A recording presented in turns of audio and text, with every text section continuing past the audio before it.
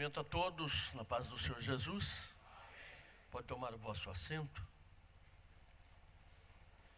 Mais uma vez, quero fazer aqui meus agradecimentos a Deus e ao pastor Roberto, a todo esse ministério, pelo o privilégio de estar com vocês aqui durante esses dias. Esta tarde é a última participação minha aqui com os irmãos. Estarei até a noite, mas logo após o culto estaremos voltando para São José dos Campos. E fica aí o nosso abraço sincero, nosso respeito, nosso carinho, nossas considerações aos irmãos, a tudo que vocês fizeram, e pode ter certeza que nós estaremos levando em nossos corações a melhor imagem possível desta igreja aqui em Abreu e Lima. Que não é novidade, porque já muito ouvíamos falar desta igreja. Já tive a oportunidade de ter pastor que foram membros desta igreja no passado, e também ser pastor de obreiros que foram membros desta igreja. Então, de maneira que nós sabemos já pelo histórico da boa fama da igreja de Abreu e Lima. Mas hoje, esses dias, comprovamos com os nossos próprios olhos esta realidade. Então, levo no meu coração, com certeza, uma boa impressão daquilo que os irmãos já haviam me falado e muito mais hoje daquilo que vi. Pastor, o senhor não fica triste comigo de eu tirar o microfone? Posso tirar? É só para facilitar a leitura, viu, irmãos? Não é por vaidade, não. É que meus óculos, eles são multifocais, e neste movimento da cabeça a gente acaba perdendo o local que está. E o microfone na mão facilita, porque ele acompanha o movimento da cabeça, tá bom? Então é só para facilitar a minha leitura. Então, muito obrigado, irmãos. Deus abençoe o pastor Roberto, Deus abençoe o pastor Altair, que nós já nos conhecemos há um bom tempo. Deus abençoe o Ferreirinha e a todos. Muito obrigado por tudo. A pessoa que está sendo enriquecido com esta escola sou eu. Sou eu que estou voltando para minha casa abastecido com a palavra do Senhor. Então Deus abençoe muitíssimo a todos. Meus queridos, eu quero convidá-los para lermos a palavra do Senhor. No Evangelho segundo escreveu São Lucas, está na apostila. Aí, material que eu pretendo desenvolver com os irmãos nesta tarde. Um pouco diferente daquela noite, porque aquela noite foi mais uma pregação, hoje é mais uma palestra, né? A partir do verso de número 25, do capítulo 10 do Evangelho de São Lucas, capítulo 25, no verso 10. Não são tantos versículos, farei a leitura de todos, porque a própria leitura do texto falará mais forte do que as minhas palavras aqui. E eis que se levantou um certo doutor da lei, tentando e dizendo: Mestre, que farei para herdar a vida eterna? E ele disse: que está escrito na lei, e como lês algumas traduções, está escrito como interpreta. E respondendo ele, disse: amarás o Senhor teu Deus de todo o teu coração, de toda a tua alma, de todas as tuas forças, e de todo o teu entendimento, e ao teu próximo como a ti mesmo. Disse-lhe: respondeste bem, faze isto e viverás. Ele, porém, querendo justificar-se a si mesmo, disse a Jesus: quem é o meu próximo? E respondendo Jesus, disse: descia um homem de Jerusalém para Jericó, e caiu nas mãos dos salteadores, os quais despojaram e, espancando-o, retiraram e deixando-o meio morto. Ocasionalmente descia pelo mesmo caminho certo sacerdote e, vendo-o, passou de largo. De igual modo também um levita, chegando àquele lugar e vendo-o, passou de largo. Mas um samaritano que ia de viagem chegou ao pé dele e, vendo-o, moveu de íntima compaixão e, aproximando-se, atou-lhes as feridas, deitando-lhe azeite e vinho, e pondo-o sobre a sua cavalgadura, levou-o para uma estalagem e cuidou dele. E, partindo no outro dia, tirou 2 dinheiros e deu aos hospedeiros e disse-lhe: cuida dele, e tudo que demais gastares te pagarei quando voltar. Qual, pois, desses 3 te parece que foi o próximo daquele que caiu nas mãos dos salteadores? E ele disse: o que usou de misericórdia para com ele. Disse, pois, Jesus: vai, fazem da mesma maneira. Amém. Eu coloquei aqui como o tema desta palestra com os irmãos, está aí na apostila, o ministério de Jesus sobre o crivo, a investigação dos religiosos da época. Jesus sempre usou parábolas para explicar aos fariseus, aos escribas, aos saduceus, a intenção do seu ministério, a sua chamada, a sua vocação e por que ele estava exercendo o seu ministério. Mas também usou de parábolas algumas vezes para explicar somente aos discípulos e não explicar aos fariseus, e não explicar aos escribas, e não explicar aos saduceus. Então as parábolas, elas sempre foram recursos pedagógicos que Jesus usou para passar alguma coisa, ou aos fariseus, no caso aqui, para eles, ou para os seus discípulos em particular. São recursos, quando você usa figuras conhecidas, são parábolas, são figuras conhecidas, familiar do povo com quem você está falando, que torna-se mais claro, mais fácil a compreensão daquilo que nós queremos passar. Então, parábolas nada mais é do que figura de linguagem. E Jesus usou muito figura de linguagem no seu ministério. Parábola não foi algo que começou com Jesus. Já era muito comum entre os mestres de Israel usar parábolas. E lá no Velho Testamento, nós já vemos parábolas. Possivelmente tenha sido até a primeira parábola da Bíblia Sagrada, a parábola de Jotão.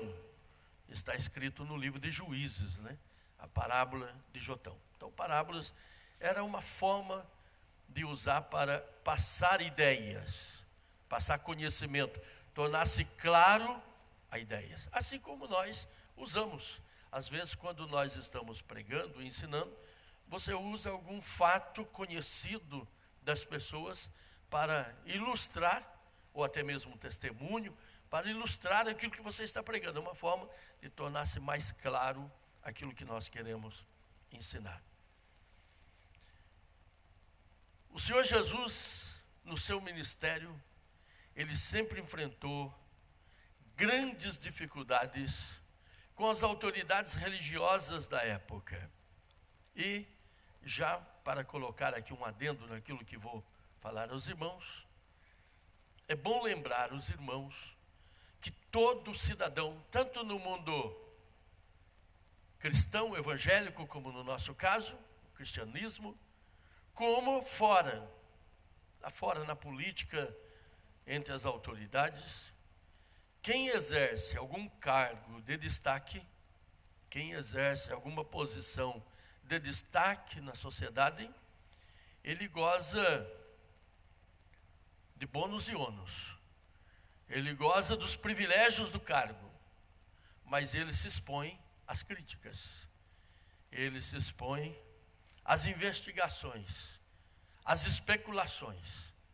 Ninguém de nós, se nós não queremos ser especulado, se nós não queremos ser investigado, se nós não queremos sofrer críticas, não exerça nenhum cargo de importância.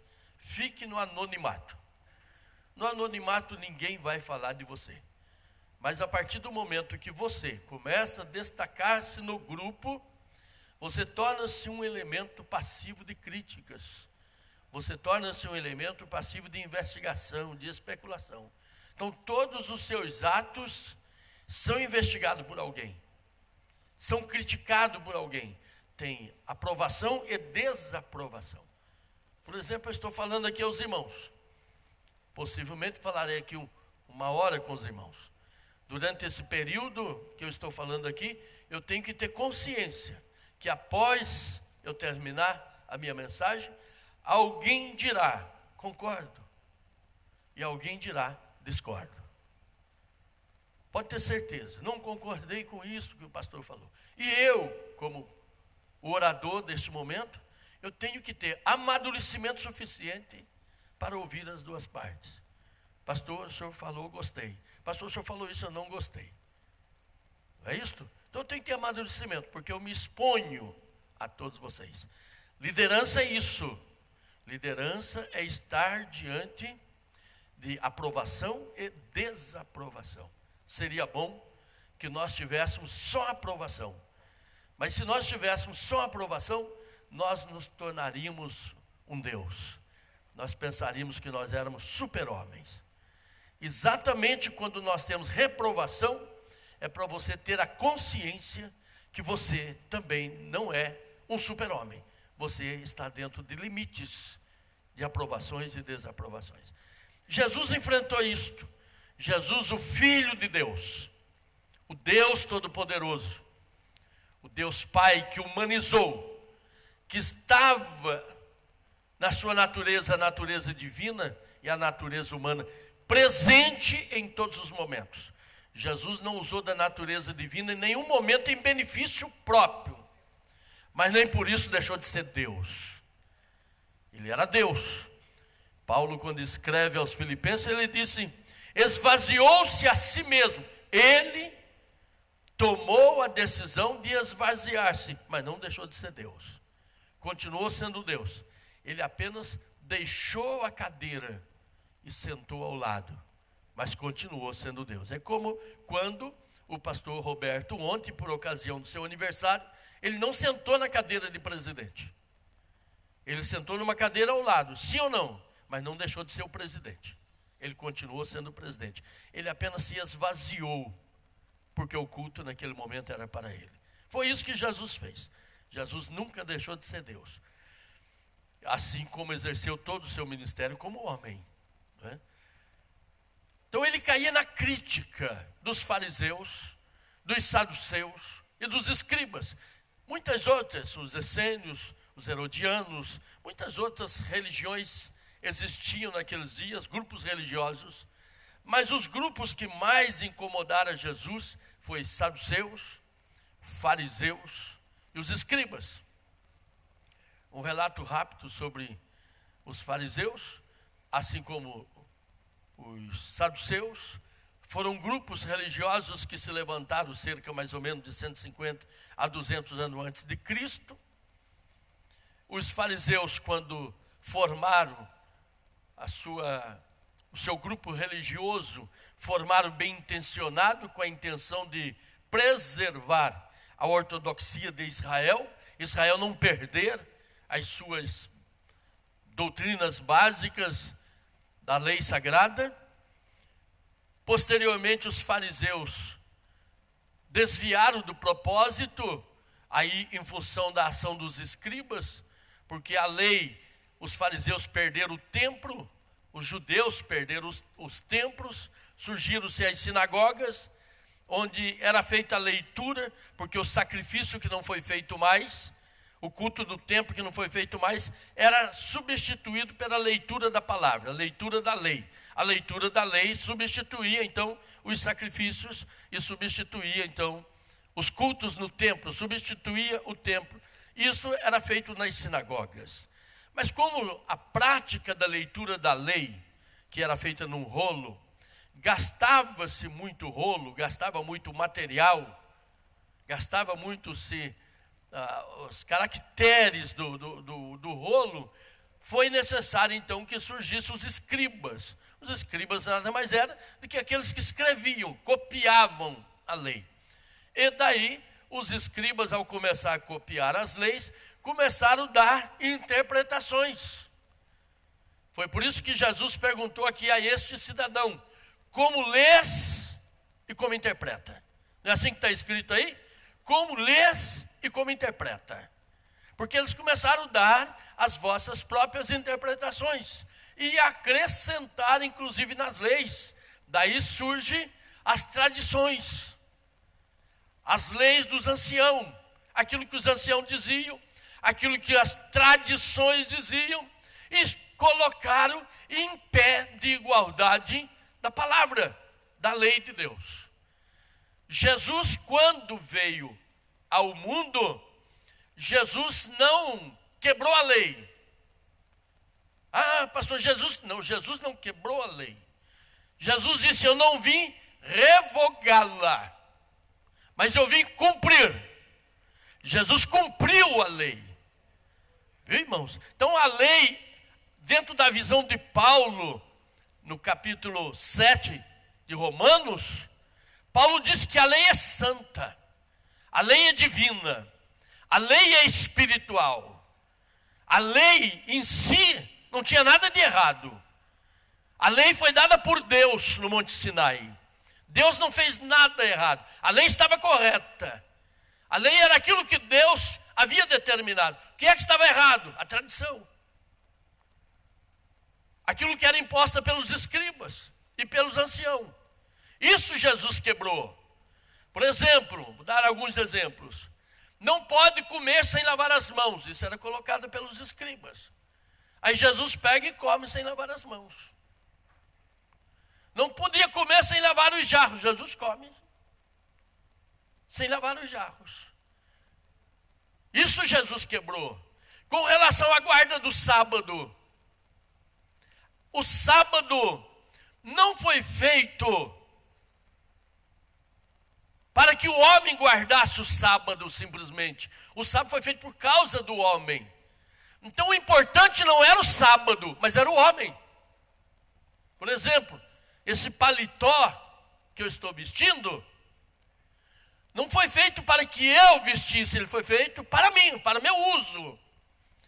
O importante aqui não é o paletó, o importante aqui sou eu. Abre aspas. O importante sou eu. Então Jesus disse assim: o sábado foi feito por causa do homem, não o homem por causa do sábado. Se o homem fosse feito por causa do sábado, o sábado era mais importante do que o homem, que são os adventistas pregam. Você sacrifica o homem por causa do sábado, então o sábado é mais importante.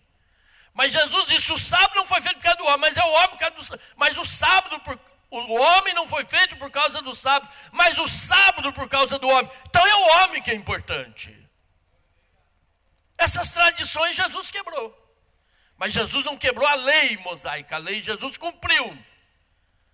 Jesus cumpriu toda a lei. Paulo fala sobre isso. A lei era santa, a lei era espiritual, a lei era perfeita. O que não era perfeito, pastor? O que não era perfeito eram as tradições.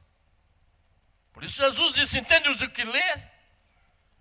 É importante que a gente atente para esta situação. O próprio apóstolo São Paulo, escrevendo, ele disse que a lei, aliás, o sábado e as cerimônias, era figura das coisas que havia de vir, mas o corpo é de Cristo. Aí Jesus chega diante da multidão e diz: está aqui alguém que é maior do que o sábado. Eu sou maior do que o sábado. quem está em Jesus não guarda sábado, guarda Jesus, ama Jesus, adora Jesus, glorifica Jesus. E quando você guarda o sábado, você inferioriza Jesus. Jesus deixa de ser ter o seu significado. O sábado passa a ser a importância para você. Jesus disse: aqui está alguém que é maior do que o sábado. O templo para os judeus era um lugar sagrado, também colocado pelos escribas. Aí Jesus disse: aqui está alguém que é maior do que o templo. E Jesus estava falando como homem. Então os fariseus, escribas e saduceus, eles procuravam toda a oportunidade possível de pegar Jesus em alguma situação contraditória. Por exemplo, nos dias de Jesus, a religião que destacava, está aí na vossa lição, entre as demais eram os saduceus e fariseus. Os saduceus eram uma religião aristocratas, isso significa que era uma religião da nobreza. A grande parte dos saduceus pertencia ao sinédrio, inclusive, cargos importantes, viu? Ligado ao sistema romano, ao Império Romano. Era a classe abastada sacerdotal, muitos deles eram da classe sacerdotal, que se destacava por não crer na vida eterna, na ressurreição, na existência da alma após a morte, e nem alguma recompensa depois da morte. Então, para eles, morreu, acabou. A vida era somente aqui. Era a crença dos saduceus. Enquanto que os fariseus eram diferentes. Eles destacavam pela crença na imortalidade da alma, na ressurreição e no seu legalismo e observância das leis e o seu cumprimento. De entre eles se destacavam também os escribas, que eu acabei de dizer. Os escribas eram os sábios, os intérpretes da lei. Fosse hoje nós dizíamos os teólogos, os advogados, os intérpretes da lei. Desses dois partidos religiosos, chamado também de doutores da lei. Por isso a Bíblia, Jesus se dirige a eles várias vezes, chamando-os de doutores da lei. O próprio texto aqui, que eu acabo de ler, era um cidadão dessa natureza. Doutores da lei, os quais opunham-se a Jesus pelo fato de comer sem lavar as mãos, está aí no capítulo 11 que eu já citei, comer com os que não observavam essas tradições, criticavam Jesus, que Jesus comia com os publicanos e pecadores. Eles criticavam Jesus por essa situação toda. Eles tinham a tradição oral em pé de igualdade com as Escrituras. A este tipo de pessoas, a este tipo de religiosos da época, no capítulo 3 do Evangelho de São Mateus, não está aí na vossa lição, Jesus chama eles de raça de víboras. Quando Jesus estava no Jordão batizando, aliás, João Batista estava no Jordão batizando, e João Batista, chama-os de raça de víboras. Jesus chama-os de filho do diabo. Vocês são filhos do diabo. Mas João Batista chama de raça de víboras. O que é raça de víboras? Não é raça de cobra. Cobra, ela não possui veneno mortal. Ela não é peçonhenta. Cobra é aquela que pica você não morre. Víbora é aquela que pica e você morre.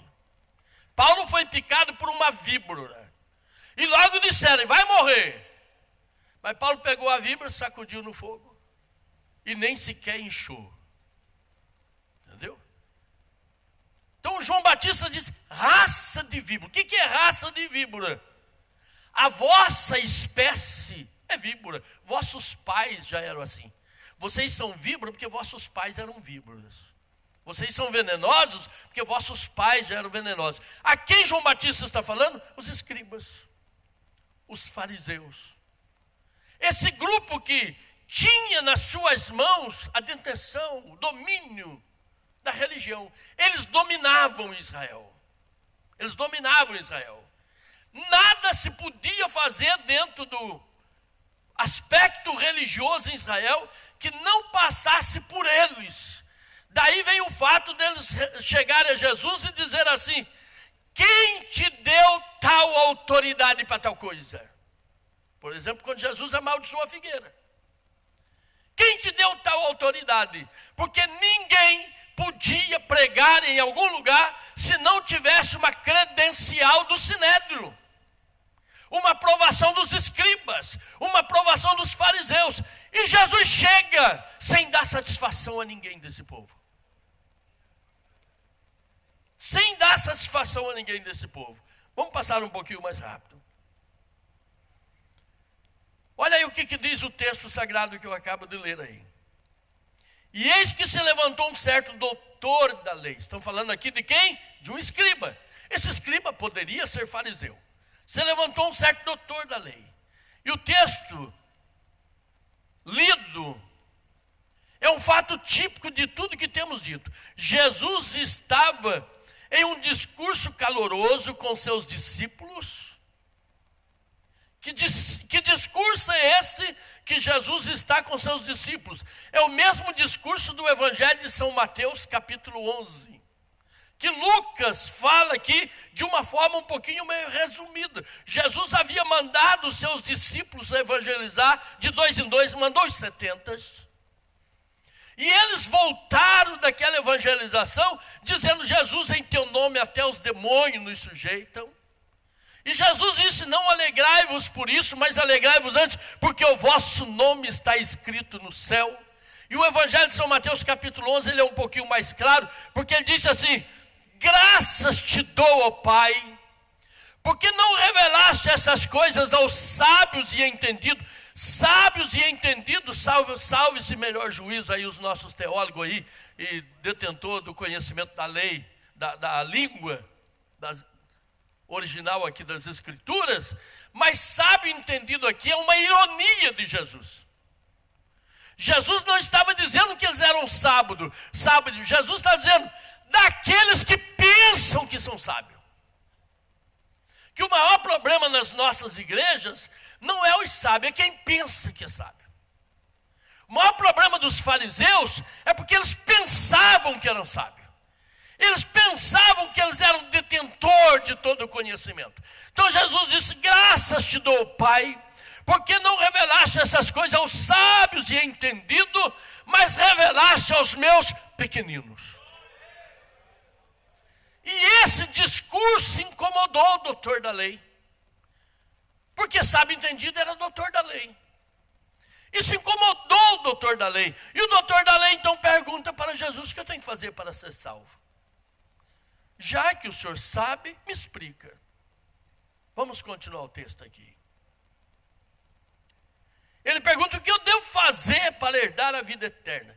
Esse cidadão, preste bem atenção, irmãos, eu gostaria que vocês prestassem bem atenção. Ele não estava interessado em vida eterna.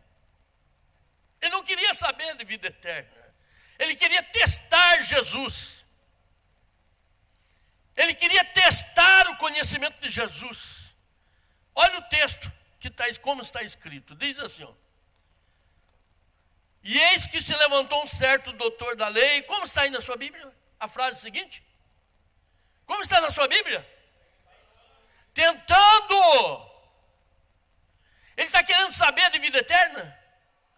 Ele está querendo conhecer a vida eterna? Ele está querendo pegar Jesus no contrapé. Desculpa, talvez aqui não aconteça isso, mas está cheio de gente assim nas nossas igrejas, viu? Ainda hoje está cheio de fariseus nas nossas igrejas. Viu? São aquelas pessoas que vêm para uma escola dominical, que vêm para um culto de ensino, que vêm para uma escola bíblica como esta. Ele não desarma-se para aprender. Porque para aprender você tem que desarmar. Não dá para você vir para a igreja armado. Por exemplo, quando você vai estudar um idioma que não é seu, vai estudar inglês, pastor Otair, a primeira coisa que o professor fala para a gente é o seguinte: ó, esquece que você fala português, esquece. Vai estudar espanhol, esquece que você fala espanhol. Você vai se sentir como se você estivesse falando em inglês, se sentir como se estivesse falando só em espanhol. Sabe o que está dizendo? Se desarma. Você tem que saber que você sentou para aprender. Você não sentou para questionar. Mas está cheio de gente assim nas nossas igrejas. Talvez aqui, graças a Deus, não. Mas pessoas que vêm para a escola dominical, não é para ouvir o professor, é para inquirir.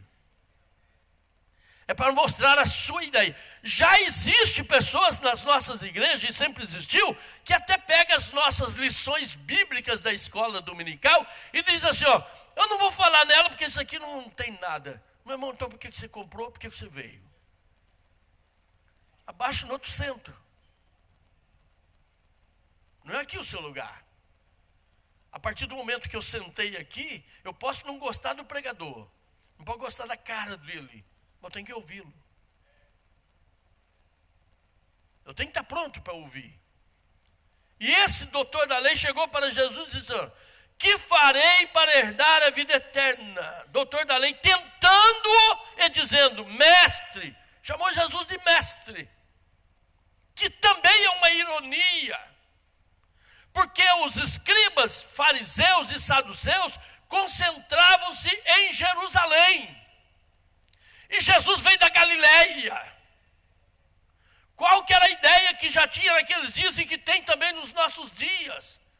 O centro do conhecimento está nas capitais, nos grandes centros.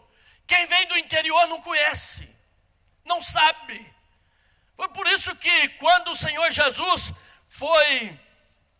ganhou Filipe, e Filipe foi falar com Natanael, perguntou para Natanael, chamou Natanael, vem ver que encontramos o homem prometido na lei, o Messias, vindo de Nazaré. Natanael disse, pode vir alguma coisa boa de Nazaré?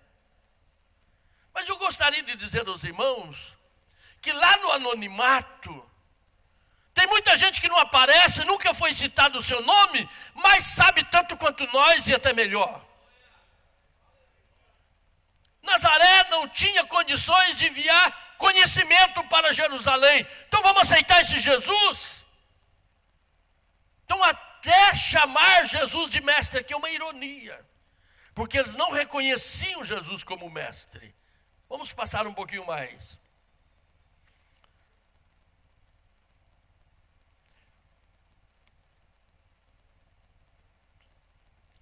Eu já disse que a situação aqui era colocar Jesus em situação embaraçosa. Vamos ver outros acontecimentos.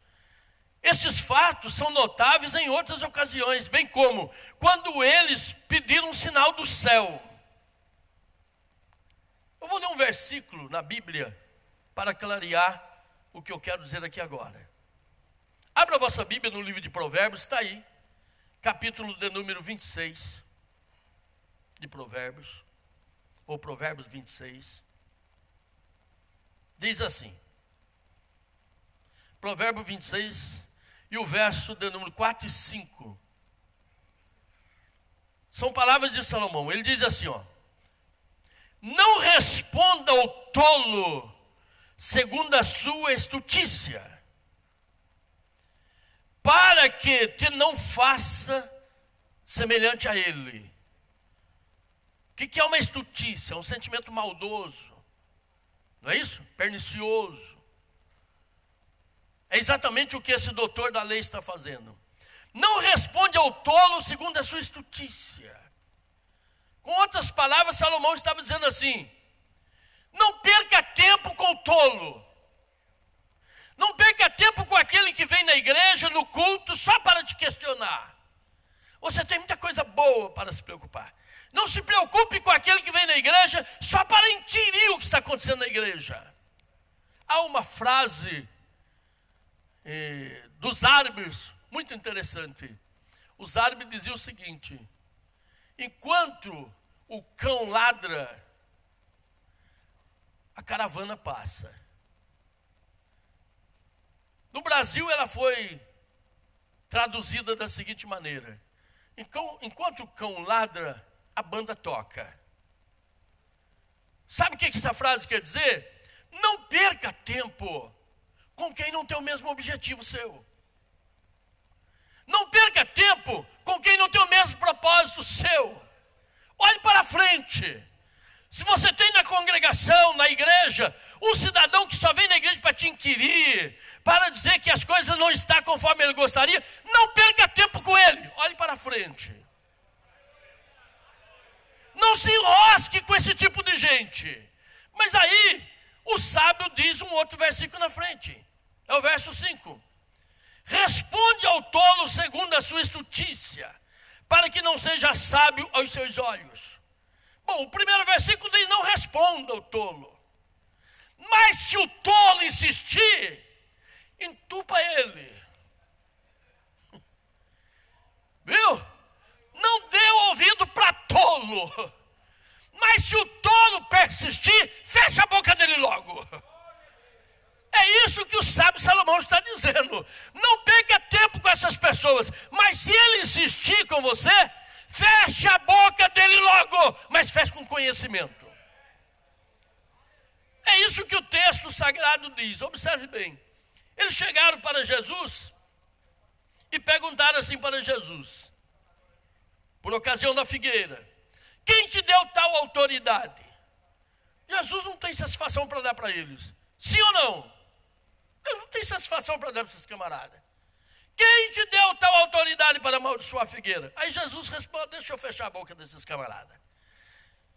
Jesus condicionou a sua resposta a outra pergunta. O batismo de João, de onde era? Do céu ou da terra? Eles perguntaram para Jesus: quem te deu tal autoridade para amaldiçoar a figueira? Aí Jesus: está certo. Então vocês me respondem uma outra pergunta. O batismo de João era do céu ou da terra? E agora? Os fariseus pensaram: bom, se nós dissermos que é do céu, Jesus ia falar: por que vocês não aceitaram? Se nós dissermos que é da terra, nós vamos nos colocar contra o povo. Porque pessoa que não tem graça de Deus, ele se preocupa com a plateia. Eu preciso ter povo. E a preocupação dos fariseus era exatamente isso, o povo. Porque com a presença de Jesus, eles estavam perdendo o povo. O povo estava deixando as reuniões dos fariseus e seguindo Jesus. Era um outro pastor. E os fariseus se constituíram pastor do povo. É como se nós estivéssemos perdendo os crentes dessa igreja, nós vamos ter que fazer alguma coisa. Não é isso? Então responda a pergunta. Aí eles disseram assim para Jesus: não sabemos. Jesus disse: nem tão pouco eu respondo para vocês. Fechou a boca do tolo. Viu, irmãos? Fechou a boca do tolo. Outra vez eles chegaram para Jesus e disse assim: mostra-nos algum sinal do céu para que nós creiamos em ti. Jesus disse: é uma geração incrédula e perversa como vocês, não se mostra nenhum sinal. Não vou perder tempo com vocês. Vamos um pouquinho mais.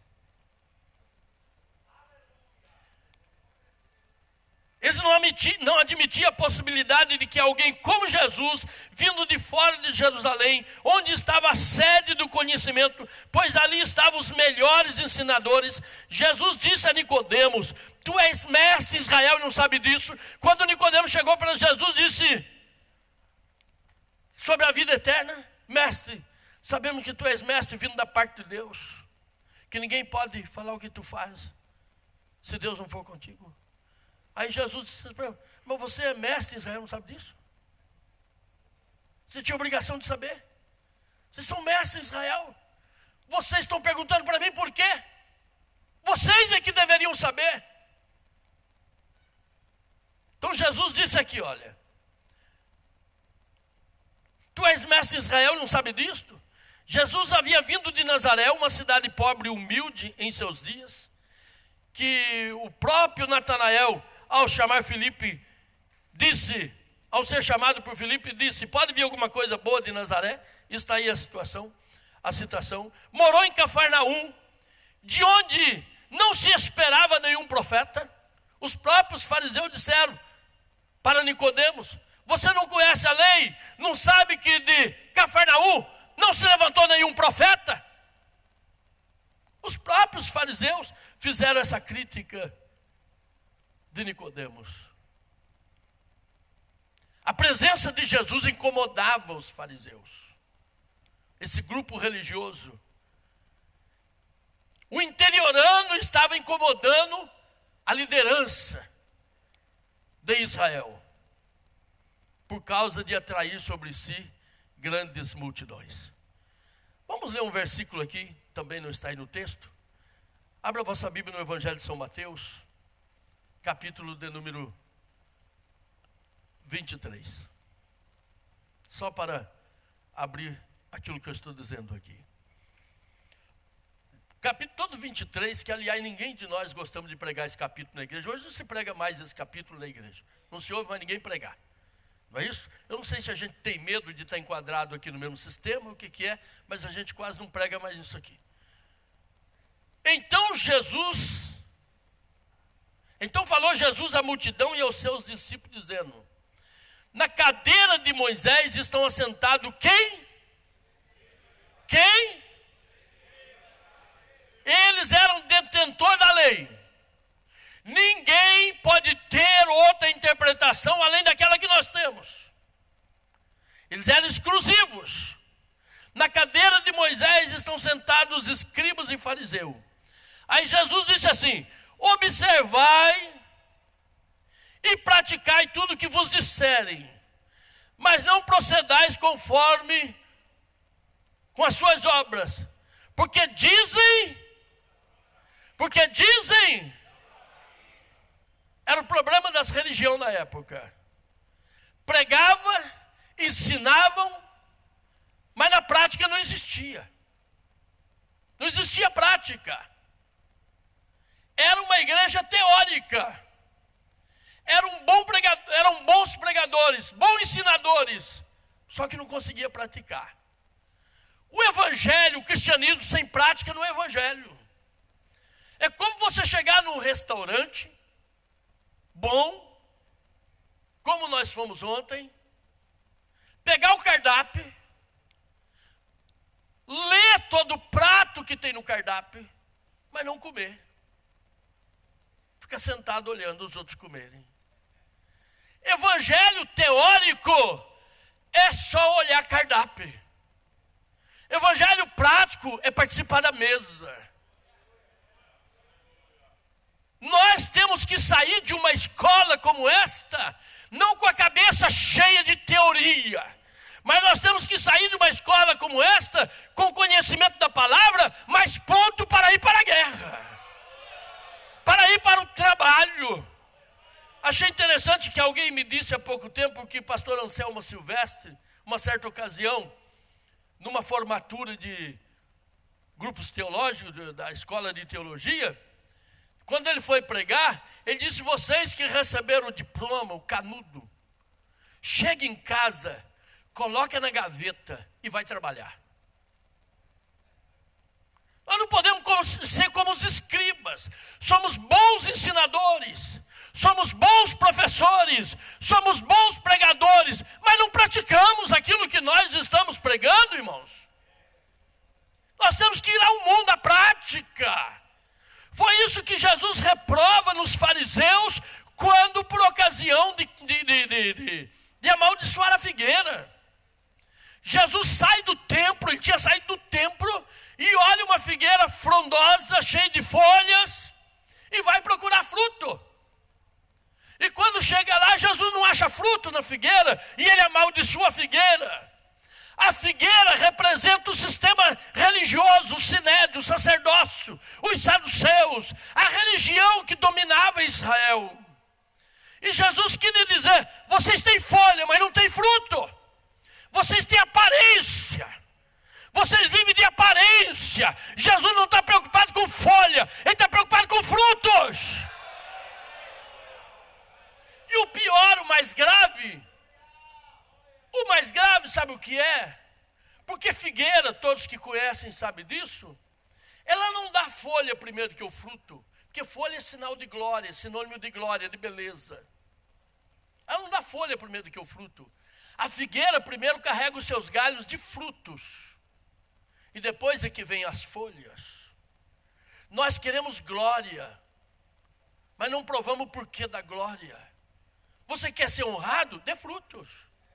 A folha vai vir depois. A honra vai vir depois. Possivelmente os obreiros que estão sendo separados para o ministério esses dias, só estão sendo separados porque trabalharam. Hoje ou ontem o pastor está dando uma credencial para vocês aqui, agora é a folha, está dando glória, mas o trabalho veio antes. Eu penso que os pastores daqui não trouxeram nenhum cooperador, nenhum diácono, e nem entrará presbítero que primeiro não dê fruto. Nós temos que dar fruto, irmãos. O Senhor Jesus nos chamou para dar fruto. A glória vem depois. A glória vem depois. Jesus amaldiçoou por isso. A figueira tem que dar fruto primeiro, depois folha. Jesus olhou, bom, se tem folha, eu vou procurar o fruto. Cadê o fruto? Jesus estava falando deles. Jesus, naquele dia que amaldiçoou a figueira, ele demitiu todo o sistema religioso de Israel. Mandou todo mundo embora. Viu? Mandou todo mundo embora num dia só. Está todo mundo dispensado. Está todo mundo desempregado. Porque só tinha glória, mas não tinha fruto. O Evangelho de São Mateus fala: faça tudo o que eles pregam porque está certo. Só não faz o que eles fazem porque eles não fazem nada. Vamos passar novamente aqui para o texto. Olha como está escrito aqui a parábola que eu acabo de ler com os irmãos, né? Lucas capítulo 10.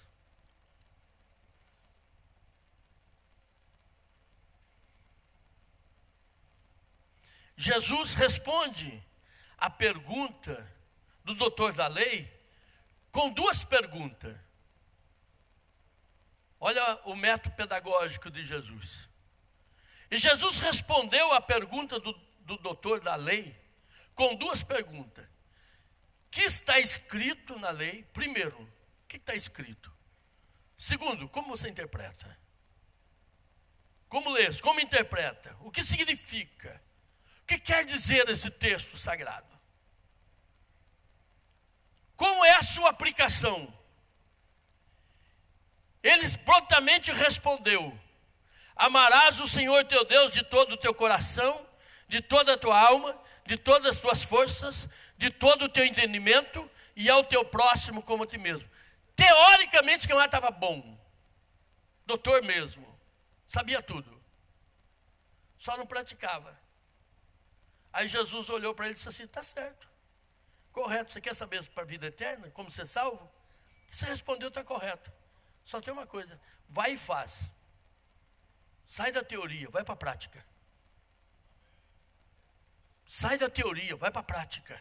Olha aí como que o Senhor Jesus disse para eles, olha. Olha aí, disse para ele, capítulo 10, né? E disse-lhe: respondeste bem. Vai, faz isto e viverás. Em termos de leis, o doutor da lei estava bom. A única coisa é que ele não praticava. Aí Jesus disse o seguinte, o doutor da lei disse o seguinte: e ele, porém, querendo justificar-se, presta atenção nisto, justificar os seus atos. Quem é meu próximo? Bom, eu não faço porque não tenho conhecimento do meu próximo. Então quem é o meu próximo? A cultura de próximo em Israel era diferente da cultura de próximo que nós temos. Próximo para Israel, primeiro teria que ser judeu, filho de Abraão. Não bastasse ser só filho de Abraão, você teria que pertencer ao grupo religioso. Por exemplo, você tinha que ser fariseu.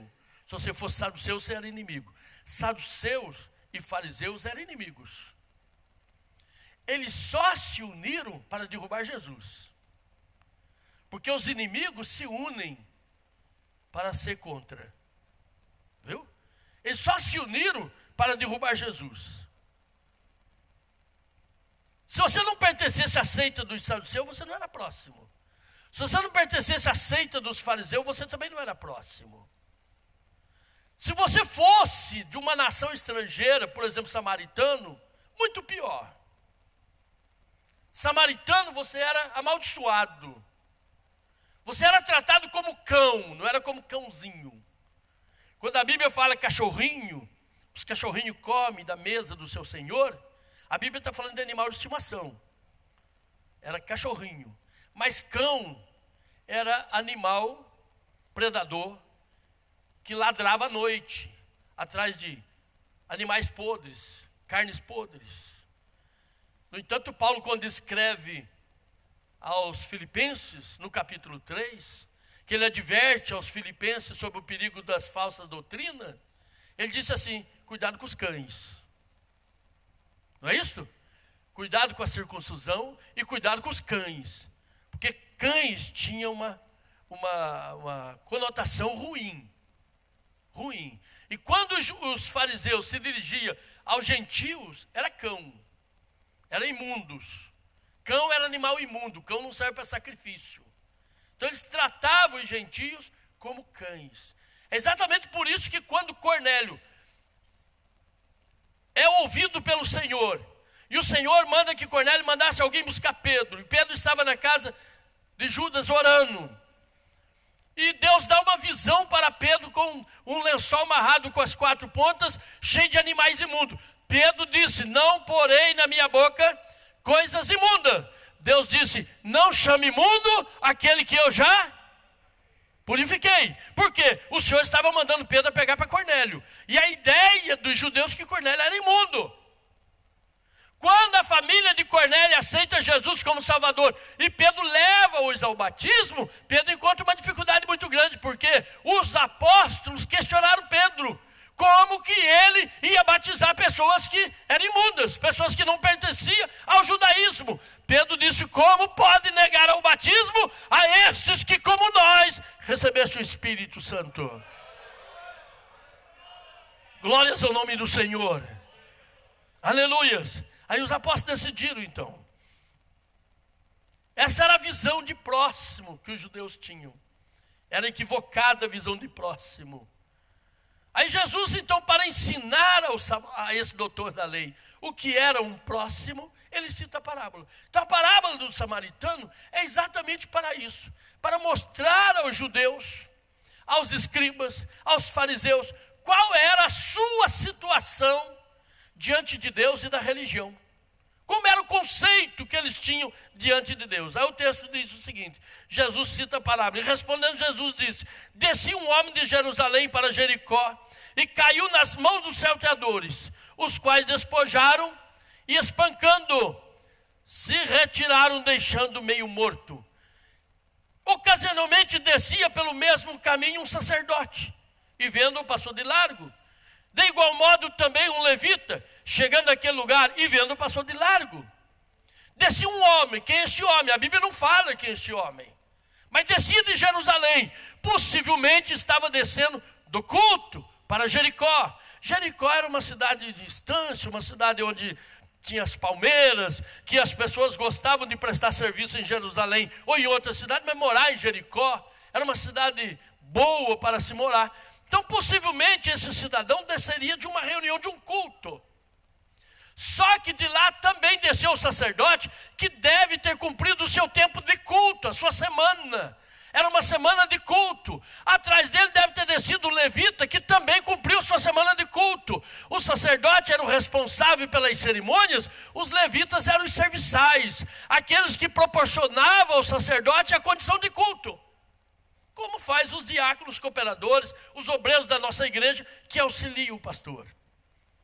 Quando eles descem de lá, que eles veem um homem caído na beira do caminho meio morto, o que eles fazem? Eles passam de largo.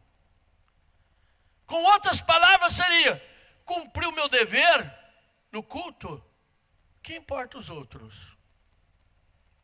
Está cheio de crente que vem ao culto para cumprir seu dever. Eu tenho que ir ao culto porque hoje é dia de culto. Quando ele sai do culto, ele vai para casa, pouco ele importa se alguém está morrendo, se alguém está necessitado. Está cheio de pastores assim, que quando termina o culto, ele entra dentro do seu gabinete, ele entra dentro da sua sala, ele desliga o telefone, porque ele pouco importa.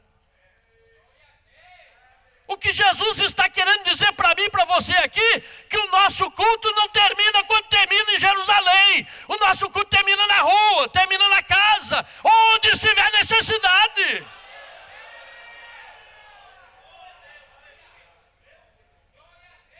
Aleluia.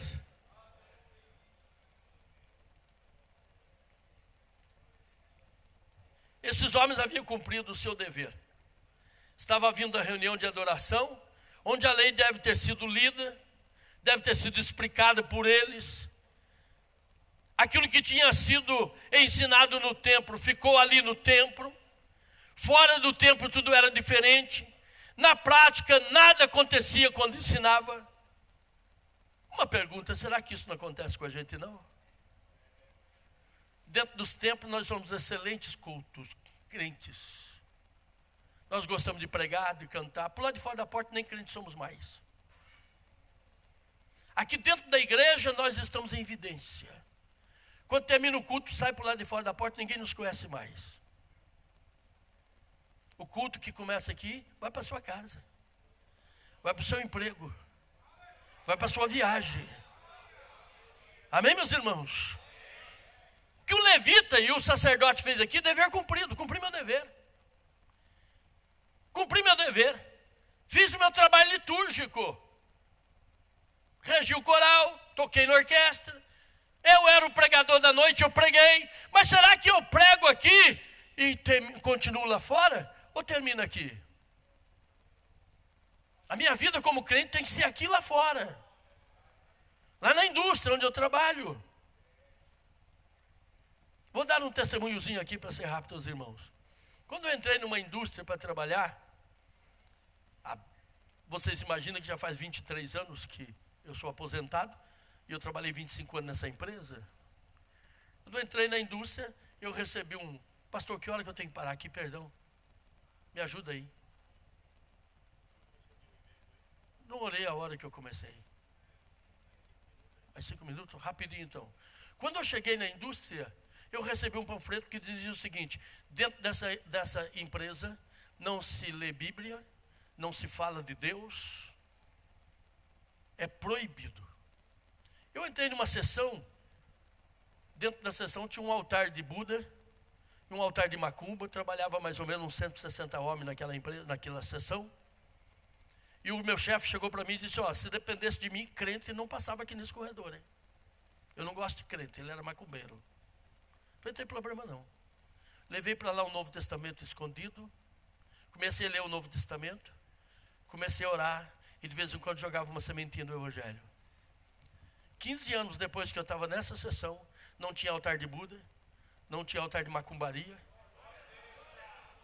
Viu? E já nós tínhamos autorização para fazer um culto todo dia ali dentro. E 5 pastores saíram de lá, aceitaram Jesus lá dentro e hoje são pastores pregando a palavra do Senhor. Porque o nosso culto não pode ser como o sacerdote, o levita, que você vai na igreja e cumpre o seu dever e vai embora e passa de largo. O seu culto continua na rua, continua lá fora. Encerrando aqui porque o tempo já se foi.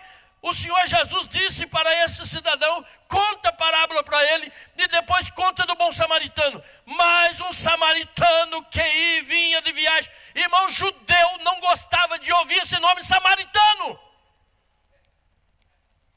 As pessoas que nós temos preconceitos, que nós discriminamos, são aquelas que Deus pode estar usando. Pessoas que nós não valorizamos, mas um samaritano que vinha de viagem, chegou ao pé dele e vendo moveu-se de íntima compaixão e aproximando-se atou as suas feridas, deitou-lhe azeite e vinho e pondo sobre a sua cavalgadura, levou para uma estalagem e cuidou dele. Cristianismo é se doar. Cristianismo é se entregar a favor de alguém. Cristianismo não é uma teoria. Cristianismo é uma prática. Cristianismo é uma prática. Cristianismo não é oportunidade de destaque no púlpito para pregar ou para ser reconhecido no Brasil inteiro como um grande orador. Cristianismo é ganhar alma, é socorrer as pessoas perdidas, caídas na estrada. Isso é cristianismo.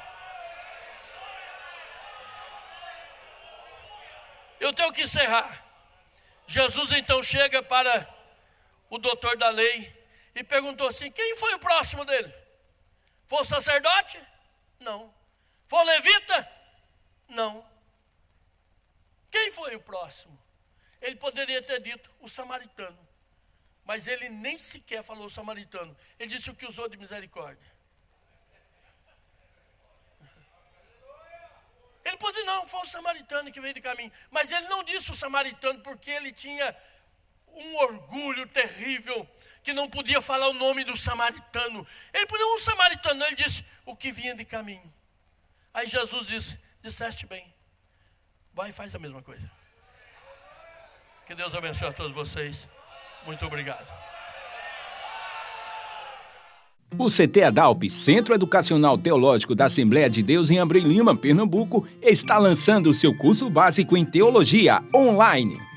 Serão 10 disciplinas ministradas ao vivo durante 22 meses. As aulas ocorrerão todos os sábados, das 16 às 18h15. Venha estudar conosco de qualquer lugar do mundo. Basta clicar no link que está na aba do site da IEADALP para preencher seu formulário de matrícula. Para melhores informações, entre em contato com nosso WhatsApp 99126 5849. 9126 5849.